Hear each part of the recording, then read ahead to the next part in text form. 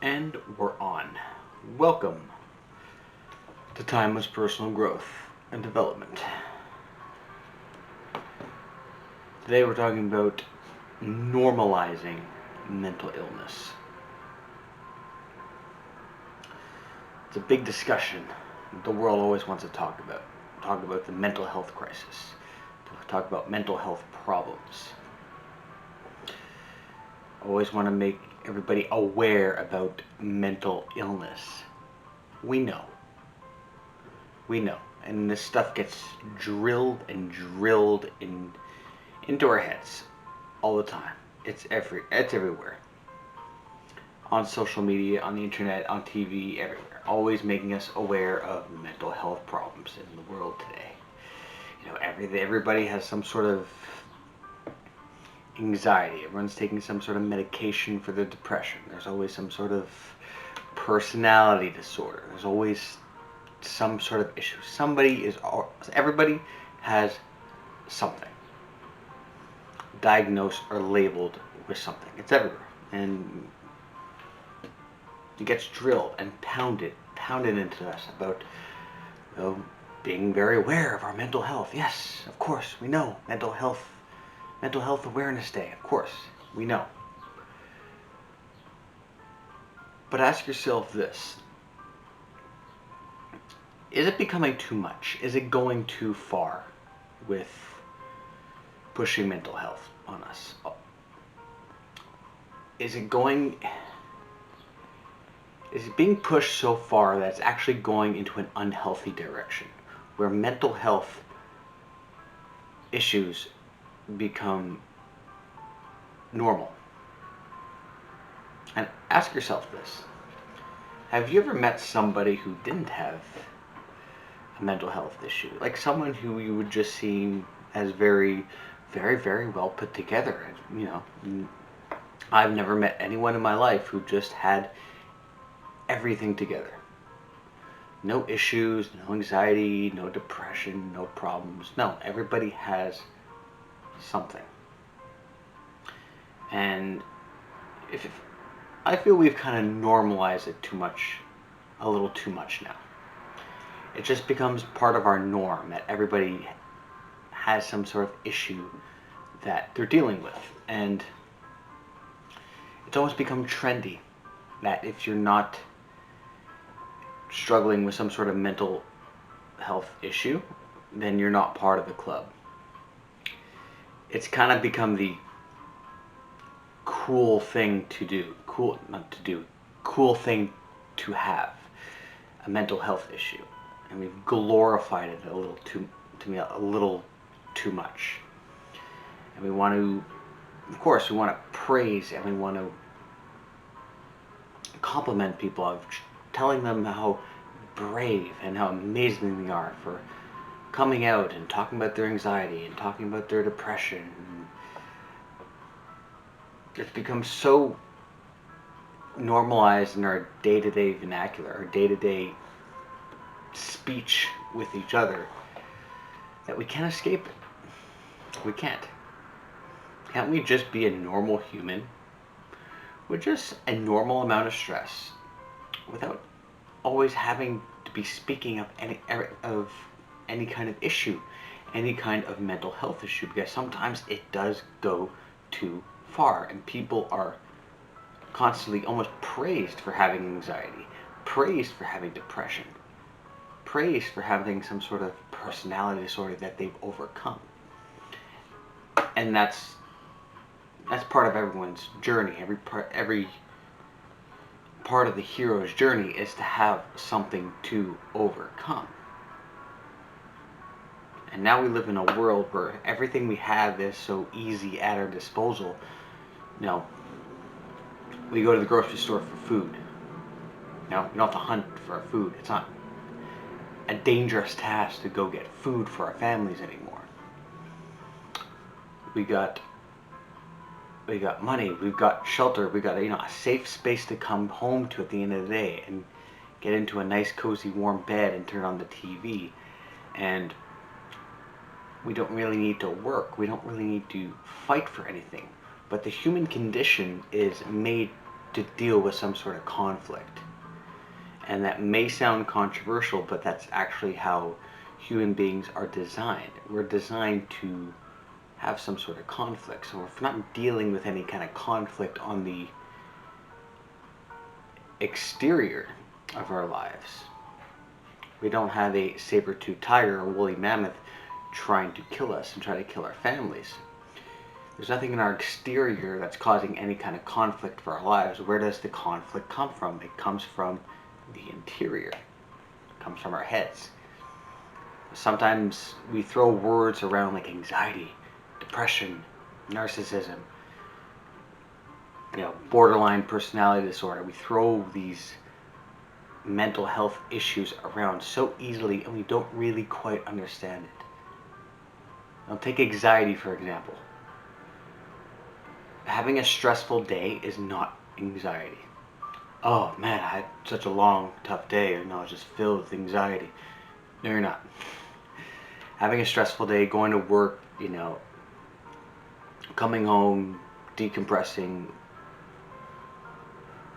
watching a movie, relaxing on the couch, having a beer, oh, I just had a really anxiety-filled day. No, you didn't. It was just a stressful day. There's a difference between anxiety and stress, a big difference. Anxiety is chronic. It's constant.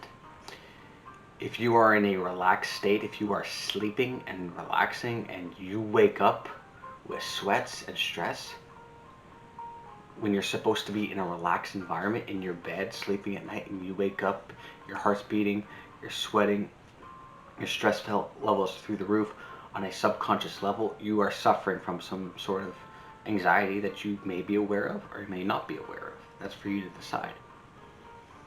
And we do the same thing with throwing depression around. Oh, I feel depressed today. No, you just have a bad day. Like anxiety, depression is chronic.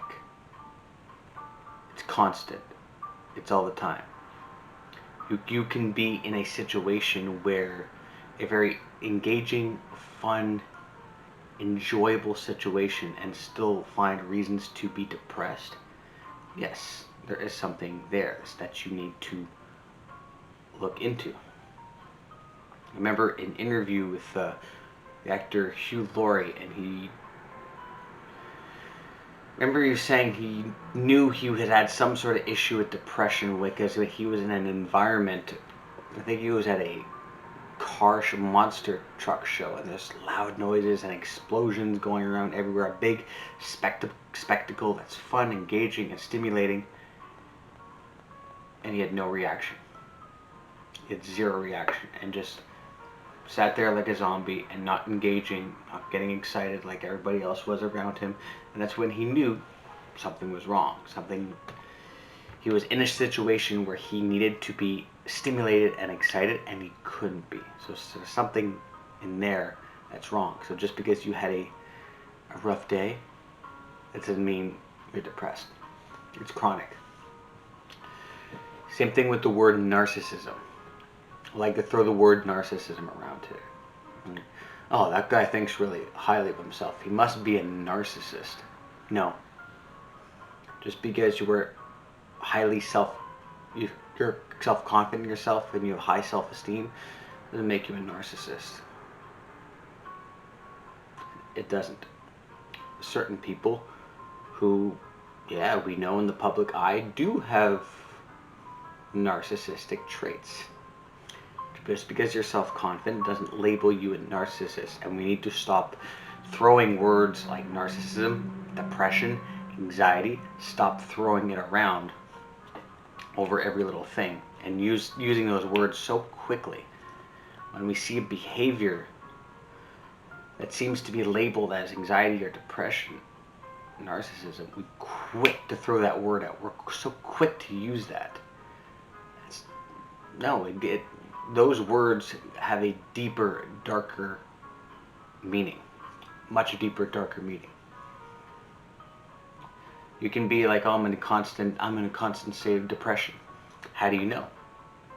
Have you been clinically diagnosed with depression? Or you're just having a rough day? You're just having a rough week? And there are people who are there are people who can function being in a depressed state, but that doesn't mean you're depressed, or just means you're just a grumpy asshole. Something you got to look into.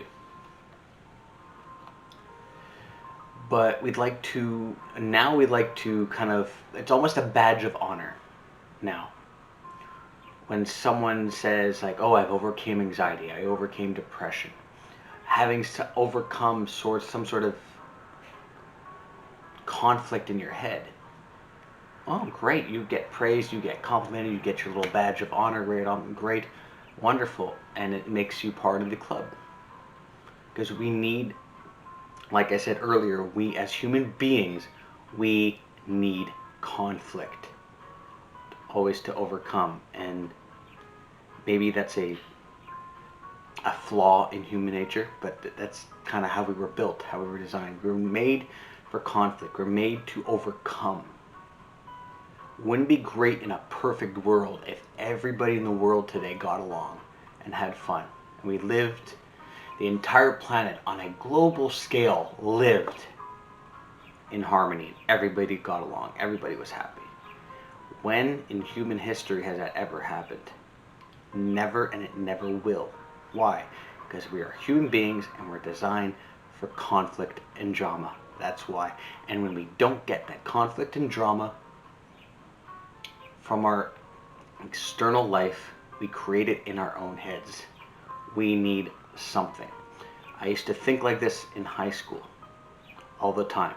High school, I would do the same routine: go to school, come home, eat, do some sort of half-ass workout, play video games all day.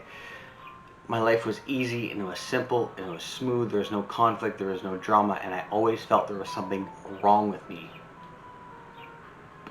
Always felt like my life was a little boring. Like, always felt like to make me an interesting person, I needed some sort of problem, some sort of issue, some sort of mental health issue, some sort of addiction to make me an interesting person.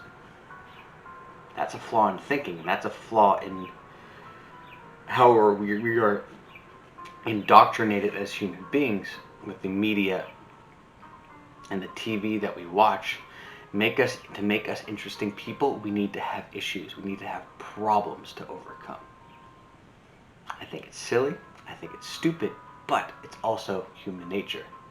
But we pushed it too far, that we glorified mental health. That if you have some sort of mental health issue, you get to go on Oprah, you get your little badge of honor, you get to go on TV, you get to tell the world how you overcame all your problems, all your addictions, and you get to feel great. Because yes, overcoming conflict, as human beings, when we get into a state of conflict and we overcome that conflict, overcome that adversity, it's a wonderful feeling. It's a great feeling. When I go to jiu-jitsu class and I have roles to do and I'm fighting 3, 4, or 5 times, once I'm done that and I've performed well, great. I was in the midst of some sort of like physical conflict. I overcame that, I did well, I performed well, you feel great. As human beings, when there's no conflict in our lives, we will manufacture it. We will create it in our own minds. It's not necessarily a good thing, but it's also something to be very aware of. That you can manufacture that conflict in good ways or healthy ways. You know, go to the gym. You want conflict? Yeah. Go to the gym and lift this heavy weight. Yeah, that's physical conflict. You're pushing, you're challenging yourself. That's looking for some sort of pushback and conflict in your life in a positive way.